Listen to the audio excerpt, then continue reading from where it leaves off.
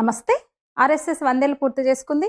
1925లో ప్రారంభమైన సంఘ పనిలో మౌలికమైన దైనందిన శాఖ 1926 మే 25న మొదలైంది.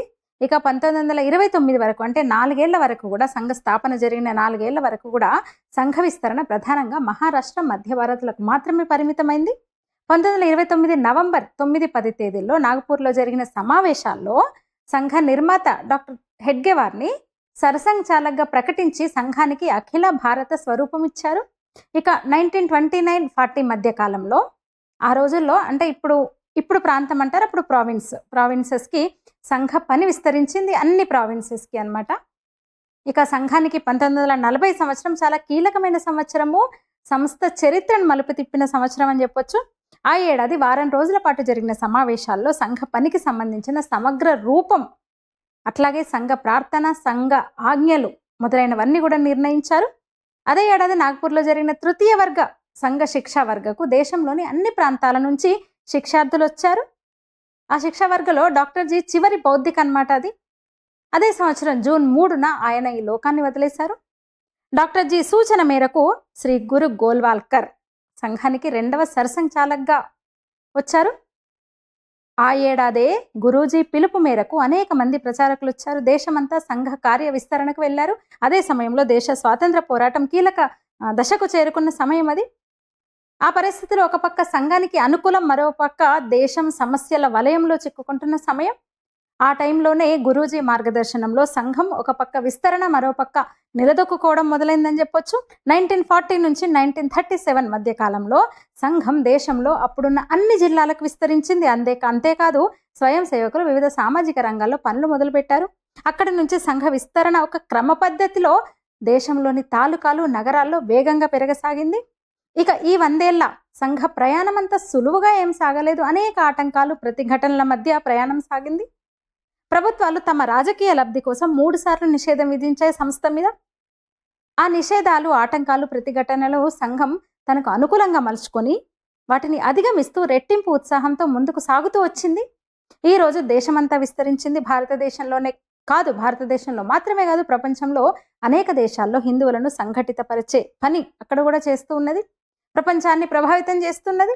భగవాన్ శ్రీకృష్ణుని జీవితాన్ని మనం గమనిస్తే ఆయన జననమే తనను తాను కాపాడుకునేందుకు ఒక సమస్యగా సాగింది. ఆ పరిస్థితుల నుంచి శ్రీకృష్ణుడు క్రమంగా ఎదుగుతూ ఒక నిర్ణయాత్మక శక్తిగా అవతరించారు, ధర్మస్థాపన చేశాడు. భగవద్గీతలో చెప్తాడు శ్రీకృష్ణుడు, యథా యథా హి ధర్మస్య గ్లానిర్భవతి భారత అభ్యుత్థానమధర్మస్య తదాత్మానం సృజామ్యహం.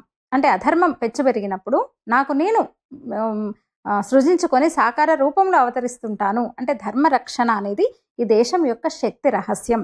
ధర్మరక్షణ ఈ దేశంలో జన్మించిన ప్రతి ఒక్క వ్యక్తి జీవన లక్ష్యం.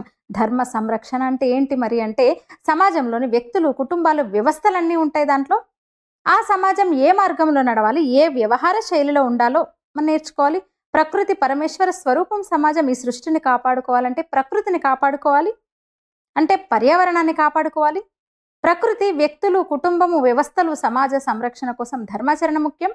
ధర్మాచరణ అంటే మన కర్తవ్యాలని, బాధ్యతలని సక్రమంగా నిర్వహించడం. దానికోసం ఈ దేశం ఎప్పుడైనా నిలబడుతుంది. ప్రపంచాన్ని, ఈ సృష్టిని కాపాడుతూనే ఉంటుంది. ధర్మాచరణ గురించి కూడా భగవద్గీతలో ఇంకో దగ్గర ఉంటుంది, శ్రేయాన్ స్వధర్మో నిగుణః పరధర్మాత్ స్వనుష్ఠితాత్ స్వధర్మ నిధనం శ్రేయ పరధర్మో భయావహ. అంటే పరధర్మంలో ఎన్ని సుగుణాలు ఉన్నా ఆ ధర్మం కంటే స్వధర్మాచరణే ఉత్తమం. స్వధర్మాన్ని ఆచరిస్తూ ఈ లోకాన్ని విడిచిపెట్టడం శ్రేయస్కరం. పరధర్మాచరణ భయావహమైంది. మరి అలాంటి స్వధర్మాన్ని ఆచరించేటువంటి పనిని ఈరోజు సంఘం రూపంలో మనకు కనబడుతోంది. సంఘ ప్రార్థనలో ఉంటుంది, విధాయాస్య ధర్మస్య సంరక్షణం. అంటే ధర్మ సంరక్షణనే సంఘ కార్యం, అంటే అది భగవంతుని కార్యం. ప్రార్థనలో సంఘం చేస్తున్న పని పరమేశ్వర కార్యం అని కూడా చెప్పుకోవచ్చు మనం. మరి సంఘం ఏ మౌలిక విషయాల ఆధారంగా పనిచేస్తుంది అంటే సంఘం ఈ దేశాన్ని మాతృభూమిగా భావిస్తూ పనిచేస్తుంది. ఈ భావన ఆర్ఎస్ఎస్ ఏదో కొత్తగా కనిపెట్టిన విషయం కాదు. వేదకాలం నుంచి కూడా మనకు ప్రేరణ, స్రోతస్సు ఈ భూమి నా తల్లి. అందుకే అధర్వణ వేదంలో చెప్తారు, మాతా భూమి పుత్రోహం పృథ్వ్యా అని. ఈ భూమి నా తల్లి, నేను ఆమె పుత్రుడను. అంటే ఈ సృష్టికి, ప్రకృతికి మనకు మధ్య విడదీయరాని బంధమే మాతా పుత్ర సంబంధం. ఈ భావన కేవలం భారతదేశంలోనే అంటే మన దేశంలోనే కాదు, ప్రపంచమంతటా ఉండాలి. అప్పుడే ఈ ప్రకృతి సృష్టి కాపాడబడతాయి. ఈ దేశంలో బ్రిటిష్ పరిపాలన సమయంలో దేశ సంరక్షణకు, దేశం కోసం అవసరమైతే ప్రాణాలను కూడా త్యాగం చేయడానికి ఒక ప్రేరణ మంత్రంగా వందే మాతర గీతం వచ్చింది. 1875 నవంబర్ 7న అది ఆవిష్కృతమైంది. బంకిం చంద్ర చటర్జీ దాన్ని రాశారు. స్వతంత్ర ఉద్యమ ప్రేరణకు ఈ తల్లిని త్వం హి దుర్గా దశ ప్రహరణధారిణీం కమలా కమలదళ విహారిణీం వాణి విద్యాదాయిని అని అభివర్ణించాడు కదా ఆయన భరతమాతని. అంటే అందుకే వందే మాతరం ఈ దేశంలో ఒక రణనినాదం అయింది కదా. అంటే దాని అర్థం ఏంటి? ఓ తల్లి నీకు నమస్కారం.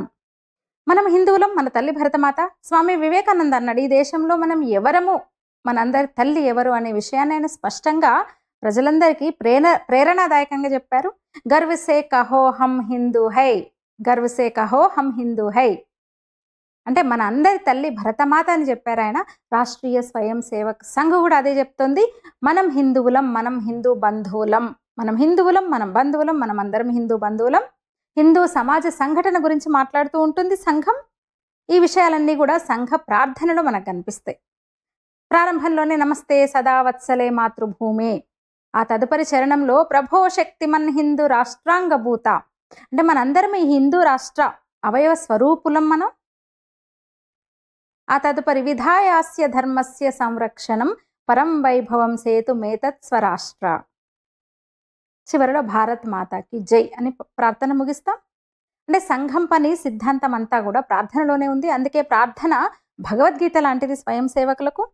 హిందూ సమాజ సంఘటనకు దైనందిన శాఖ ప్రారంభమైంది కదా, ఆ శాఖను దేశమంతా విస్తరిస్తూ వచ్చింది సంఘం. సంఘం పనికి కొలబద్దనే శాఖ ద్వారానే వ్యక్తి నిర్మాణం జరుగుతుంది. చిన్న చిన్న సమావేశాల ద్వారా పనిచేస్తూ ఉంటుంది సంఘం. మౌలిక సూత్రమే సమగ్రంగా ఆలోచించడం, సమన్వయం చేసుకోవడం, సంఘటన నిర్మాణం చేయడము, వ్యక్తి నిర్మాణం. మరి ఏంటి వ్యక్తి నిర్మాణం అంటే? సంఘం అనగానే వ్యక్తి నిర్మాణం గురించి మాట్లాడుతుంటాం కదా. వ్యక్తి నిర్మాణానికి మౌలిక ప్రేరణ ఏంటి అంటే అసలు ఈ సృష్టి నియమం ఏంటి అంటే, ఈ సృష్టిలోని ప్రతి ప్రాణి ఎట్లా ఉంటుందో మన శాస్త్రాల్లో చెప్పారు కదా. ఆ విషయాలన్నీ మనకు తెలుసు కదా. నహి కశ్చిత్ క్షణమపి జాతు తిష్టస్య కర్మకృత్, నహి కశ్చిత్ క్షణమపి జాతు తిష్టస్య కర్మకృత్ కార్యాతే యవశ కర్మ సర్వ ప్రకృతిర్గ్యునః. అంటే ఈ సృష్టిలో ఏ ప్రాణి ఏ కాలంలో అయినా అంటే క్షణం మాత్రం కర్మను ఆచరించకుండా ఉండలేదు. మనుషులు కూడా ప్రకృతిలో భాగం. ప్రకృతిలో ఉండే గుణాలకు లోబడి కర్మలు చేస్తుంటాం. అంటే ప్రతి వ్యక్తి కూడా కర్మను ఆచరించాల్సిందే. అలాగే కర్మలు చేయడమే మన కర్తవ్యం. వ్యక్తులుగా మనం మంచి పనులు చేయాలి, ధర్మబద్ధంగా చేయాలి, ధర్మ రక్షణకు పనిచేయాలని కదా చెప్పారు. కర్మణ్యవాధికారస్తే మా ఫలేషు కదాచన మా కర్మ ఫలం హేతుర్భు మాతో సంగో కర్మణి. మీ కర్తవ్యాలను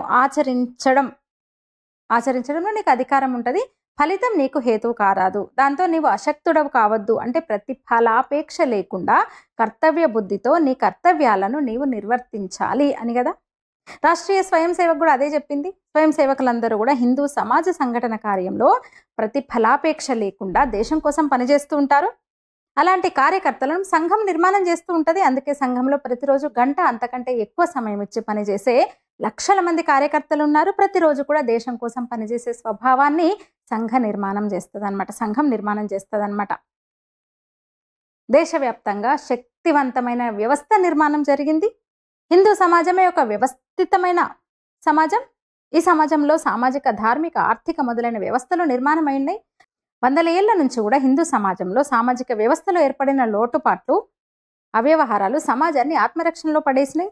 దానిలో అనేక అవలక్షణాలు కూడా భాగమైపోయినాయి.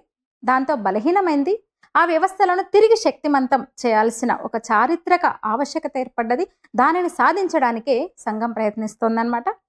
సంఘం సమాజంలో 3 రకాల వ్యవస్థలను నిర్మాణం చేస్తుంది. చివరకు ఈ వ్యవస్థ సమాజంలోని సామాజిక, ధార్మిక వ్యవస్థలను పునర్జాగృతం చేయగలుగుతుంది. మరి ఏంటి సంఘంలో వ్యవస్థ అంటే ఏంటంటే భౌగోళిక వ్యవస్థ. భౌగోళికంగా సంఘం ఈరోజు దేశంలో శక్తివంతమైన వ్యవస్థను నిర్మాణం చేసింది. ఈ వ్యవస్థ ప్రస్తుతం పైనుంచి కిందికి విస్తరిస్తోంది. రాబోయే 2-3 దశాబ్దాలలో ఈ వ్యవస్థ ఆధారంగా చేయవలసిన పనులను కింది నుంచి పైకి తీసుకొచ్చే పని ప్రారంభించింది. సంఘ పనిలో ఆ దృశ్యం ఇప్పుడు అందరికీ స్పష్టంగా కనిపిస్తుంది. అంటే సమాజంలో వ్యవస్థ నిర్మాణం పైనుంచి క్రమంగా కిందికి రావాలి, పనులు కింది నుంచి పైకి జరగాలి అన్నమాట. అది సంఘం సాధిస్తోంది. అఖిల భారత వ్యవస్థ, క్షేత్రస్థాయి, ప్రాంత స్థాయి, విభాగ వ్యవస్థ, జిల్లా స్థాయి, ఖండ, నగర స్థాయి, మండల, బస్తీ స్థాయికి ఉంటదన్నమాట. ప్రతి 10,000 జనాభాకి ఒక పటిష్టమైన వ్యవస్థను, కార్యకర్తల బృందాన్ని తయారు చేయడం ముఖ్యమైన పని. సంఘ వ్యవస్థలో 3 భాగాలు ఉంటాయి. ఇంతకుముందు పూర్వం చెప్పిన సంఘ భౌగోళిక వ్యవస్థ, సామాజిక అంటే వివిధ క్షేత్రాల వ్యవస్థ, గత విధి పనుల వ్యవస్థ అంటే సమాజంలో కింది స్థాయిలో చేయాల్సిన పనులను సక్రియంగా ప్రభావవంతంగా చేయించడం. దాంతో పరంపరాగత సామాజిక వ్యవస్థలను పునర్జాగృతం చేయడం. దానికోసం ఏం చేయాలి మరంటే, ఇప్పుడు ప్రజాస్వామ్య వ్యవస్థలో వికసించిన వ్యవస్థల నుంచి మన పరంపరాగత వ్యవస్థల సంస్కరణ సక్రియంగా సానుకూలంగా మార్చుకొని పనిచేయడం. అందుకే సంఘం దేశమంతా పనిచేస్తూ అలాంటి వివిధ క్షేత్రాలను నిర్మాణం చేసింది, అంటే సామాజిక వ్యవస్థలను నిర్మాణం చేసింది. 1950 నుంచి కూడా 2025 వరకు ఆ దిశలో ప్రణాళికాబద్ధంగా చేయాల్సిన పనులన్నీ అంచెలంచెలుగా వికసింప చేసుకుంటూ వస్తోంది. మరొక 20-30 ఏళ్ల కాలఖండంలో ప్రపంచాన్ని ప్రభావితం చేయగలుగుతాం మనం. పనులు మొదలుపెట్టినప్పుడు ఎదురయ్యే సవాళ్లతో స్తబ్దత ఏర్పడుతుందేమోననే సందేహాలన్నీ కూడా పటాపంచలవుతున్నాయి. మన మార్గం, మన పని సరైనదేననే నిశ్చయం కార్యకర్తల్లో కలుగుతోంది. గతివిధి పనులు 1925 నుంచి 1950 వరకు కూడా కార్యకర్తల నిర్మాణం, వ్యవస్థను వికసింపజేసి పటిష్టం చేయడం, ప్రాంత స్థాయిలో ఒక చక్కటి వ్యవస్థ నిర్మాణం చేసేందుకు ఆ కాలాన్ని ఉపయోగించారు. అయితే 1948 నుంచి 90 వరకు కూడా క్రమక్రమంగా అన్ని సామాజిక రంగాల్లో ప్రవేశించి అక్కడ పని మొదలైంది. ఆ వ్యవస్థలు ఈరోజు ఒక తిరుగులేని జాతీయ శక్తి రూపాన్ని సంతరించుకుని శక్తిమంతంగా నిలబడ్డాయి. వాటి అనుభవాలు సమాజానికి కలిగిస్తూ సమాజాన్ని ప్రభావితం చేస్తూ పోతున్నాయి. 1990 నుంచి కూడా 98 మధ్యలో సేవా, సంపర్క, ప్రచార విభాగాలు మొదలైనవి. 1,00,000కు పైగా సేవా కార్యక్రమాలతో సమాజంలో పెద్ద పరివర్తన, ఆత్మ నిర్భరత నిర్మాణం చేస్తున్నది. సంపర్క విభాగం ద్వారా సజ్జన శక్తి జాగరణ చేస్తూ వారిని సమాజ కార్యంలో భాగస్వామ్యం చేస్తున్నది. ప్రచార విభాగం ద్వారా సంఘ ఆలోచనలను సామాజిక మాధ్యమాల ద్వారా పెద్ద ఎత్తున అందరికీ అందించే పని చేస్తున్నది. ఇక 2000 నుంచి క్రమంగా గతివిధి పనులు కూడా మొదలైన గో సంరక్షణ, గో సంవర్ధన, గ్రామము, బస్తీ వికాసం, ధర్మ జాగరణ, సామాజిక సమరసత, కుటుంబ ప్రబోధన్, పర్యావరణం. ఒక మాటలో చెప్పాలంటే ఈ సమాజంలో మనం చేయాల్సిన పనులు ఇప్పటికే ప్రారంభించినట్టే. ఆ పనులను పూర్తి స్థాయిలో కిందికి తీసుకొని వెళ్ళడమే ఇప్పటి యుగ అవసరం. అంటే నీడ్ ఆఫ్ ది హవర్. అంటే సంఘ శత జయంతి సమయంలో పంచపరివర్తన పేరుతో ఆ పనులను సమాజంలో అందరికీ అర్థం చేయించేందుకు నిర్ణయించుకుంది. అట్లా గతివిధి పనుల నమూనాను సంఘం సమాజం ముందు పెట్టదలుచుకుంది. ఎగ్జాంపుల్, నాగపూర్ దగ్గరలో ఉన్న దేవులపాడులో గో సంరక్షణ అంటే గో సంవర్ధన ఒక పెద్ద ప్రయోగశాల. అది రోజు దేశ విదేశాలకు ఒక ఆదర్శాన్ని అందిస్తోంది. అనేక మంది అక్కడికి వెళ్ళి అన్ని విషయాలు పరిశీలించి తమ దగ్గర కూడా ఆ పనులు చేయడం మనకు కనిపిస్తుంది. రెండవది గ్రామ వికాసం, అంటే గ్రామాల పరివర్తనకు సంబంధించిన పనులను నానాజీ దేశ్ముఖ్ మొట్టమొదటిసారిగా గోండా జిల్లాను ఎంపిక చేసుకుని పనిచేశారు. అక్కడ చేసిన పనులన్నింటినీ స్పష్టంగా సాకారం చేసుకోవడానికి చిత్రకూట్ కేంద్రంగా 500 గ్రామాల్లో పనులు మొదలుపెట్టారు. చిత్రకూటులో ఒక గ్రామీణ విశ్వవిద్యాలయాన్ని నిర్మాణం చేశారు ఆయన. అక్కడ జరుగుతున్న పని మన దేశానికి, ప్రపంచానికి ఒక నమూనా. అందుకే అనేక మంది ప్రముఖులు ఆ విశ్వవిద్యాలయాన్ని, అక్కడ జరుగుతున్న గ్రామ వికాసాన్ని సందర్శించారు. అబ్దుల్ కలాం వంటి దార్శనికులు, శాస్త్రవేత్తలు దాన్ని సందర్శించి సమగ్రంగా అవగాహన కల్పించుకున్నారు. ఆ విషయాలను ప్రజలకు కూడా తెలియజేశారు. అట్లాగే ధర్మ జాగరణకు రాజస్థాన్, గుజరాత్ మొదలైన ప్రాంతాలు పెద్ద ప్రయోగశాలలు, పెద్ద నమూనాలు. మన దేశంలో మొట్టమొదటిసారిగా దయానంద సరస్వతి ప్రారంభించిన ఆర్య సమాజ్ ద్వారా మతం మారిన వాళ్ళని తిరిగి పునరాగమన చేసే కార్యక్రమం మొదలుపెట్టారు, ఘర్ వాపస్. వాటిని సమగ్రంగా ఈరోజు ధర్మ జాగరణ ద్వారా సంఘం చేస్తుంది. రాజస్థాన్లో పెద్ద ఎత్తున పరివర్తన తీసుకొచ్చింది. అట్లా ఈ రోజున సంఘం అనేక నమూనాలను దేశ ప్రజల ముందుంచింది. పంచ పరివర్తన గురించి చెప్పుకున్నాం కదా, సామాజిక సమరసత, కుటుంబ ప్రబోధన, పర్యావరణం, స్వదేశీ పౌర విధులు. అందులో స్వదేశీ భావాత్మకత, భావుకత నిర్మాణం చేసేది పౌర విధులు ప్రత్యేకమైనవి. ఒక పౌరుడిగా మన విధులు పాటించాల్సిన నియమాలను తెలియజేస్తుంది అది. మిగిలిన 3 కూడా మనం చెప్పుకున్న గతివిధులు. ఈ దిశలో హిందూ సమాజంలోని వ్యక్తులు, కుటుంబాలు, వృత్తులు, గ్రామాల్లోని ప్రజలు తమ బాధ్యతలను, కర్తవ్యాలను నిర్వర్తించేందుకు సిద్ధం చేయాలి. అట్లా సామాజిక పరంగా పర్యావరణ పరిరక్షణ, సామాజిక సమస్యల పరిష్కారం దిశగా ప్రయత్నం చేయడము, ఇవన్నీ కూడా హిందూ సమాజంలో ఒక పరివర్తన తీసుకురావడం. ఇవన్నీ కూడా వాళ్ళ హిందూ సమాజంలో పరివర్తన తీసుకురావడమే ప్రధాన లక్ష్యం అన్నమాట. ఆ విధంగా సమాజంలో పనిచేయడం అనేది పరంపరానుగతంగా వస్తున్నటువంటి ఒక వ్యవస్థ సంఘ రూపంలో మన దేశంలో ఉంది. దీని మీద కూడా భగవద్గీతలో ఇంకో శ్లోకం ఉంటుంది.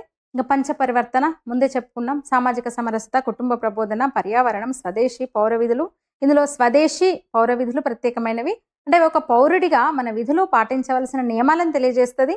మిగిలిన 3 కూడా పైన మనం చెప్పుకున్న గతివిధుల్లో వస్తే ఆ దిశలో హిందూ సమాజాన్ని వ్యక్తులు, కుటుంబాలు, వృత్తులు, గ్రామాల్లోని ప్రజలు తమ బాధ్యతలను, కర్తవ్యాలను నిర్వర్తించేందుకు సిద్ధం చేయడం అన్నమాట. అట్లా సామాజిక పరంగా పర్యావరణ పరిరక్షణ, ఇతర సామాజిక సమస్యల పరిష్కార దిశగా ప్రయత్నించాలి.